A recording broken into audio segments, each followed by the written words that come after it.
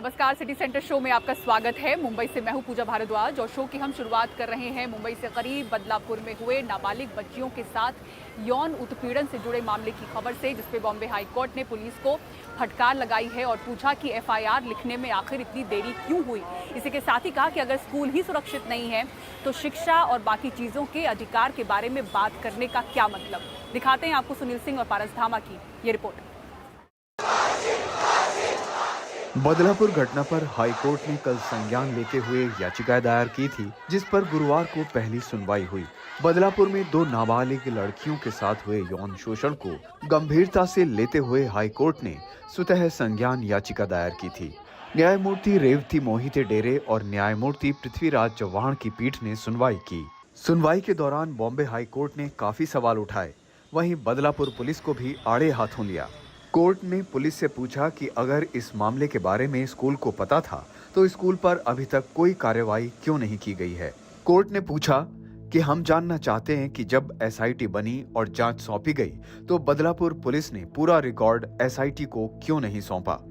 अभी तक क्यों इस मामले में दूसरी बच्ची का बयान दर्ज नहीं किया गया है। उसके पिता का बयान बुधवार रात 2 बजे क्यों दर्ज किया गया। ये बहुत गंभीर अपराध है। 2 लड़कियों के साथ यौन उत्पीड़न हुआ, पुलिस मामले को गंभीरता से कैसे नहीं लेती। हम जानना चाहेंगे कि आप स्कूली लड़कियों की सुरक्षा सुनिश्चित करने के लिए क्या कदम उठा रहे हैं। लड़कियों की सुरक्षा से कतई समझौता नहीं किया जा सकता। ये अब आम बात हो गई है। जब तक तीव्र विरोध न हो, मशीनरी काम नहीं करती। क्या आप ये कहना चाहते हैं कि जब तक लोग सड़कों पर नहीं उतरेंगे, जांच गंभीरता से नहीं होगी। कोर्ट ने एफआईआर की देरी के लिए भी पुलिस को आड़े हाथों लेते हुए कहा कि 13 तारीख को घटना हुई, 16 को एफआईआर और 22 तारीख को बयान रिकॉर्ड हो रहा है। ये क्या चल रहा है। अगर हमें जरा भी लगा कि मामले को दबाने की कोशिश हो रही है, हम किसी के खिलाफ एक्शन लेने से हिचकेंगे नहीं। कोर्ट ने यह भी कहा कि अगर स्कूल सुरक्षित जगह नहीं है तो शिक्षा और अन्य सभी चीजों के अधिकार की बात करने का क्या मतलब है। कोर्ट ने आगे कहा कि यहाँ तक कि 4 साल की लड़कियों को भी नहीं बख्शा जा रहा है। ये कैसी स्थिति है। ये बेहद चौंकाने वाली बात है। वहीं इस मामले में आज ठाणे पुलिस की अपराध शाखा की टीम बदलापुर स्कूल पहुंच गई है, जहां घटना हुई थी। टीम ने स्कूल परिसर से डीवीआर टेप एकत्र कर लिए हैं। वहीं इस मामले को लेकर आज हाई कोर्ट में इंटरवीन भी किया गया। जहां ये मामला एक स्कूल का है, वहीं आज इंटरवेंशन को अनुमति दी गई और इस मामले की अगली तारीख को लिखित याचिका दायर करने के लिए कहा गया। आज पहले ही जज ने क्लेरिफाई किया, ये सू मोटो पीआईएल है। हम कोई भी इंटरवीनर को अलाउ नहीं करेंगे। हमने कोर्ट को ये कहा कि ठीक है, जो बदलापुर में हुआ ये वन ऑफ इंसिडेंट्स है, बट इसका कॉज जो है, जो कि बहुत सारे रिपोर्ट्स पब्लिश्ड हैं in regards with child pornography और पॉक्सो से रिलेशन क्या है।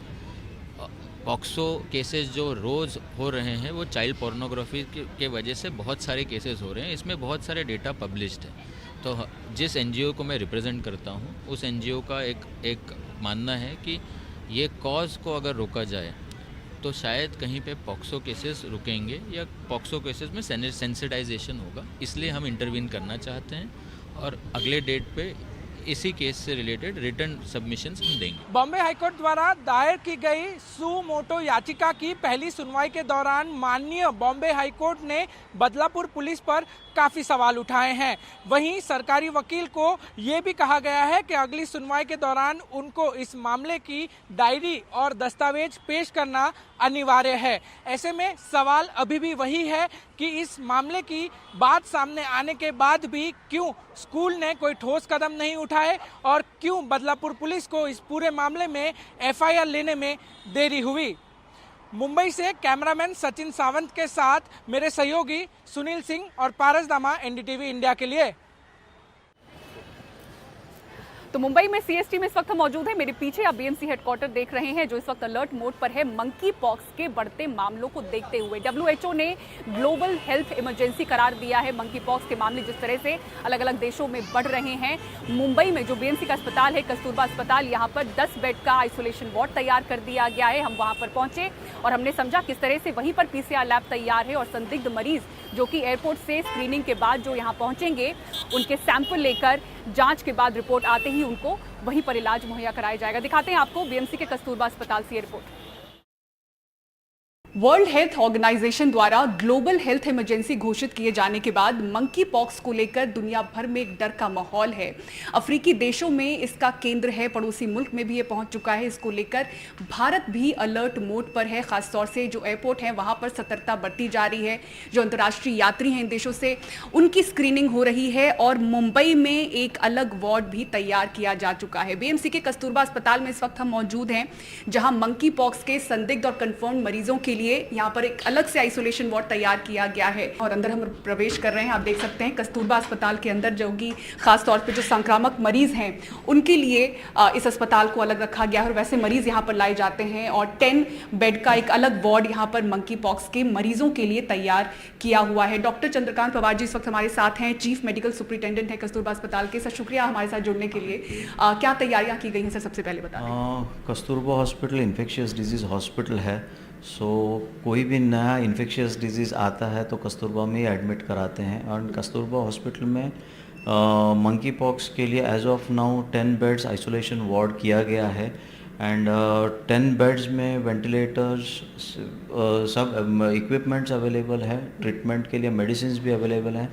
And this speciality is like these are negative pressure rooms wherein negative pressure rooms, उसमें attached toilet bathroom भी है and all the facilities which are required for an isolation room as per the international norms they are available in Kasturba hospital. Sir आपकी अपनी team का क्या analysis है, क्योंकि जिस तरह से हम बाहर के मरीज देख रहे हैं और जो कोमॉर्बिड पेशेंट है उनको लेके खासतौर से आपकी सतर्कता, इसलिए वेंटिलेटर रूम भी यहाँ पे रखे गए हैं उनके लिए, तो क्या एनालिसिस है, किस तरह से आप देख रहे हैं मरीजों को बाहर कैसे पढ़ा जा रहा है? In basically it is a self limiting illness.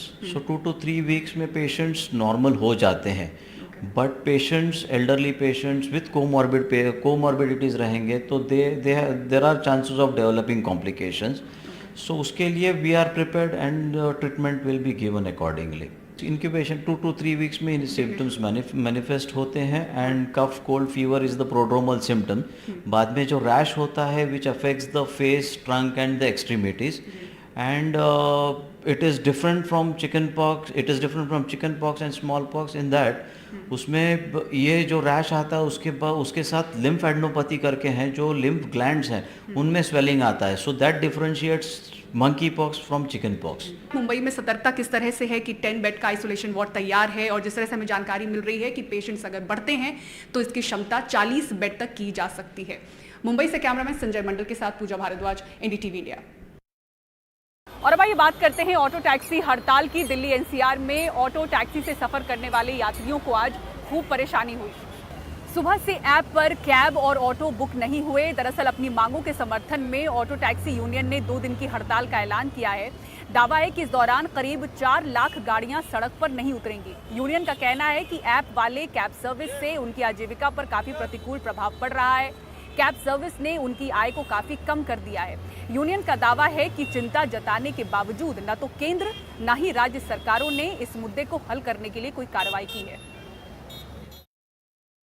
Kolkata वाले मामले पर सुप्रीम कोर्ट में सुनवाई के दौरान सॉलिसिटर जनरल तुषार मेहता कुछ तल्ख नजर आए जब उन्होंने बंगाल सरकार के वकील कपिल सिब्बल को हंसते देखा। आइए बताते हैं आपको क्या था ये पूरा मामला।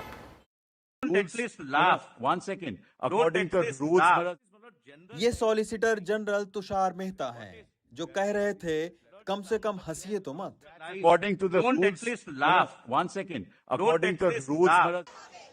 गुरुवार को सुप्रीम कोर्ट में जिस वक्त कोलकाता वाले मामले पर सॉलिसिटर जनरल स्टेटस रिपोर्ट देख रहे थे, उसी दौरान उन्होंने बंगाल सरकार के वकील कपिल सिब्बल को टोका। एक लड़की की जान गई है, कम से कम हंसिए तो मत। This is not general diary entry. What is?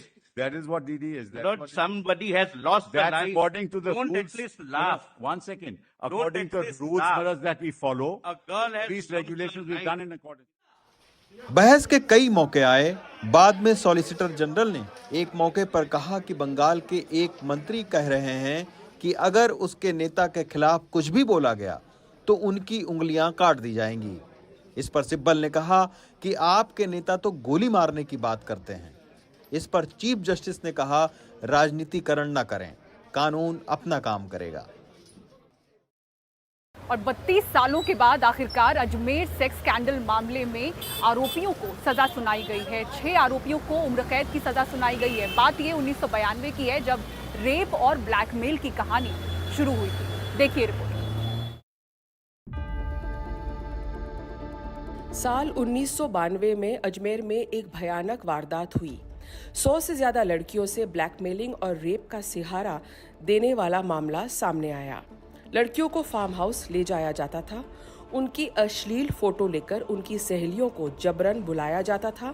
कुल कितनी लड़कियां इसका शिकार हुई, इसका पूरा आंकड़ा नहीं है।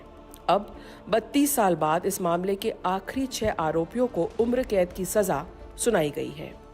ये डरावनी कहानी थी। ब्लैकमेल की शुरुआत एक महिला के साथ हुई। महिला को राजनीतिक फायदा पहुंचाने के बहाने ब्लैकमेल किया गया, फिर उसके जरिए और लड़कियों को जाल में फंसाया गया। अपराधी दरगाह से जुड़े चिश्ती परिवार के थे और उनकी राजनीतिक जड़ें और साख मजबूत थी। बलात्कार के बाद लड़कियों की अश्लील तस्वीर खींची जाती थी ताकि लड़कियां डर से अपना मुंह नहीं खोलें और मामला खुले नहीं। बताते हैं कि ये पूरा प्रकरण 1 साल से चलता रहा, लेकिन 16 गवाहों में इस केस के अंत तक सिर्फ 2 पीड़िता अपनी बयान पे कायम रही।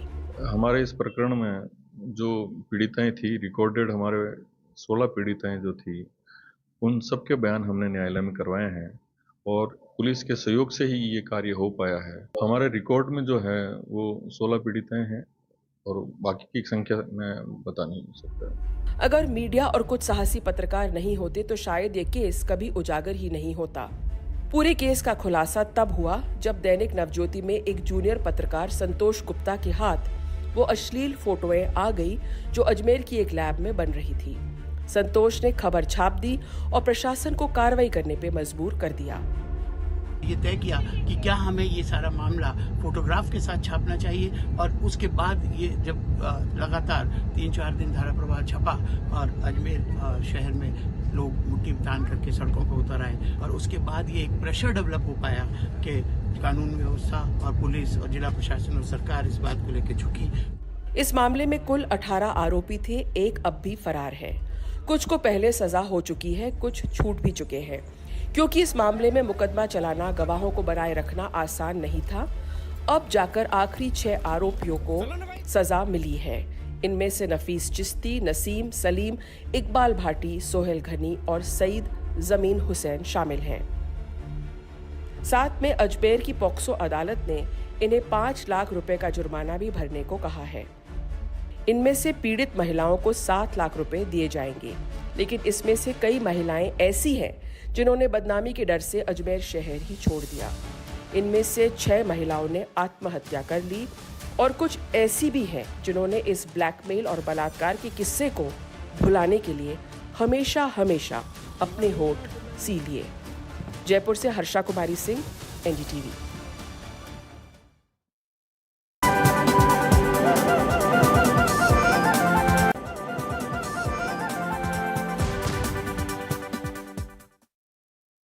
और आइए बेंगलुरु शहर की बात करते हैं, जहां दक्षिण एशिया का सबसे बड़ा टावर बनने जा रहा है। 250 मीटर ऊंचे इस स्काई डेक प्रोजेक्ट को मंजूरी मिल गई है।